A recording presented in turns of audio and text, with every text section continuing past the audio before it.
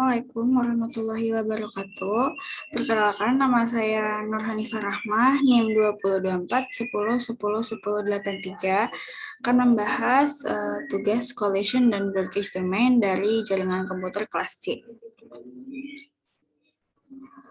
Collision domain dan broadcast domain. Collision domain adalah sebuah frame di jaringan yang dapat bertabrakan dengan satu sama lain, karena satu jalur dipakai untuk mengirim dan menerima frame dalam waktu bersamaan.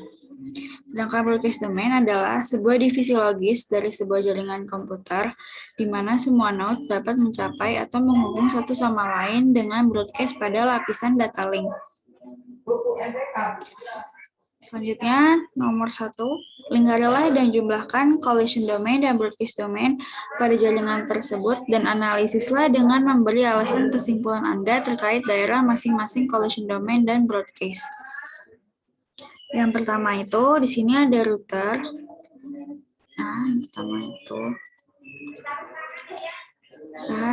Di sini ada router sama router. Collision domainnya.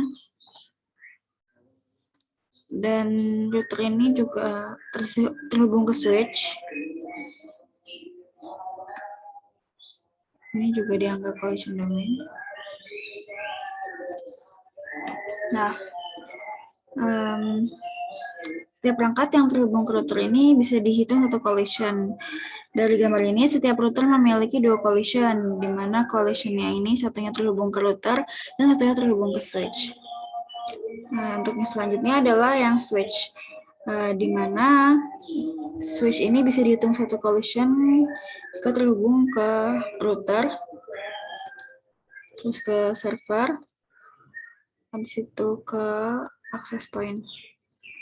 Berlaku yang sama di sisi sebelah kanan ini. Server dan juga access point. Nah, karena switch ke hub ini collision-nya udah dihitung 1, maka kedua switch di gambar ini memiliki 3 collision. Beda halnya dengan router dan switch, kalau hub ini meskipun banyak perangkatnya yang tersambung, tetapi collision tetap dihitung 1. Jadi ini tetap terhitung 1. Ini tetap terhitung 1. Jadi dari hub ke PC maupun ke switch ini dihitungnya 1 collision dan tidak menghitung dari switch ke hub karena sudah termasuk dalam collision hub ini. Jadi total collision domain di topologi ini ada 1, 2, 3, 4, 5, 6, 7, 8, dan 9. Nah, lanjut kita tentuin yang broadcast domain. Dikarenakan di sini ada router menjadi batas broadcast, maka penghubung antara router 1 dan router 2 ini menjadi broadcast domain. Nah, ini broadcast domain. Terus selanjutnya broadcast domain ini ada di sini.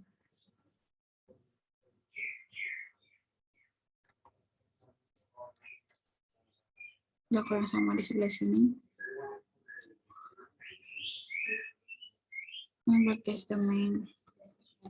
Karena di sini hub dan switch ini bukan pembatas dari broadcast domain, dan di dalam sini tuh tidak ada routernya. Makanya ini semua di sini menjadi satu kesatuan. Pembatasnya ini, router ini. Jadi total broadcast domain di topologi ini ada 1, 2, dan 3. Dan selanjutnya adalah kita menentukan topologi yang digunakan dengan cara melingkari gambar dan berilah keterangan kelebihan dan kelemahan masing-masing topologi yang digunakan dari jaringan ini. Yang pertama, itu ada ini ada topologi bus.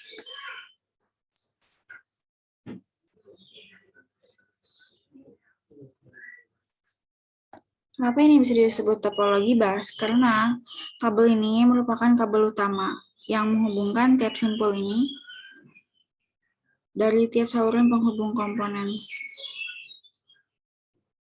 Nah, ini topologi bus. Selanjutnya ada topologi star.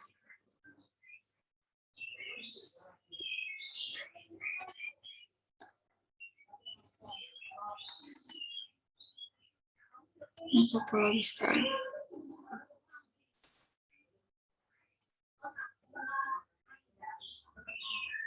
Nah, ini topologi star.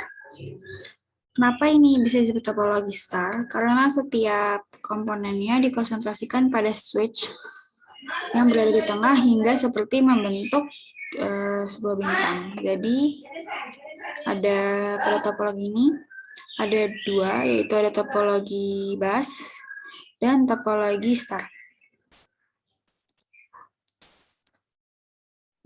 Selanjutnya, tadi kan sudah ditentukan bahwa ada kelebihan dan kekurangan dari topologi yang tadi kita temukan. Yang pertama ada kelebihan kekurangan dari topologi bus. Kelebihannya itu yaitu pertama mudah untuk diimplementasikan, biaya implementasinya murah, mudah menambahkan sebuah sistem dalam jaringan, dan baik untuk jaringan yang kecil. Selanjutnya untuk kekurangan topologi bus, teknologinya sudah tertinggal. Yang kedua, jika terjadi kerusakan pada salah satu kabel, maka terjadi kerusakan dalam sistem jaringan. Yang ketiga, lebih sulit untuk penyelesaian pada suatu masalah. Selanjutnya, kelebihan dan kekurangan topologi star. Nah, di mana kekurangannya itu terlalu pentingnya fungsi hub sehingga ketika terdapat masalah dengan hub, maka jaringan komputernya akan down. Yang kedua, biaya pembuatan jaringan lebih mahal daripada bus atau ring. Yang ketiga, hub dan lalu lintas data yang padat dapat menyebabkan terjadi collision. Yang keempat, jika menggunakan switch dan lalu lintas data padat dapat menyebabkan jaringan lambat. Yang terakhir, jaringan tergantung pada terminal pusat. Lalu pada kelebihannya, performa paket data tidak perlu berjalan melalui simbol-simbol yang tidak diperlukan. Isolasinya, tiap piranti terisolasi dengan link dirinya sendiri. 3. Sentralisasi, jaringan dapat dengan mudah diperluas atau ditingkatkan jumlahnya dengan hanya menambahkan kapasitas dari simpul hub. Lalu sederhana, mudah dikembangkan, dapat menambah jumlah user dengan cepat, tingkat keamanan termasuk tinggi, dan tahan terhadap lalu lintas jaringan yang sibuk. Yang terakhir, 3. Faktor apa saja yang diperhatikan dalam pemilihan topologi? Yang pertama ada faktor biaya. Sistem apa yang paling efisien yang dibutuhkan dalam organisasi? Lalu faktor kecepatan. Sampai sejauh mana kecepatan yang dibutuhkan dalam sistem? Ketiga, faktor lingkungan. Misalnya listrik atau faktor-faktor lingkungan yang lain yang berpengaruh pada jenis perangkat keras yang digunakan. Yang keempat, faktor ukuran. Sampai seberapa besar ukuran jaringan, apakah jaringan memerlukan file server atau sejumlah server khusus. Selanjutnya, faktor konektivitas. Apakah pemakai yang lain yang menggunakan komputer laptop perlu mengakses jaringan dari berbagai lokasi. Sekian dari saya. Terima kasih atas perhatiannya. Wassalamualaikum warahmatullahi wabarakatuh.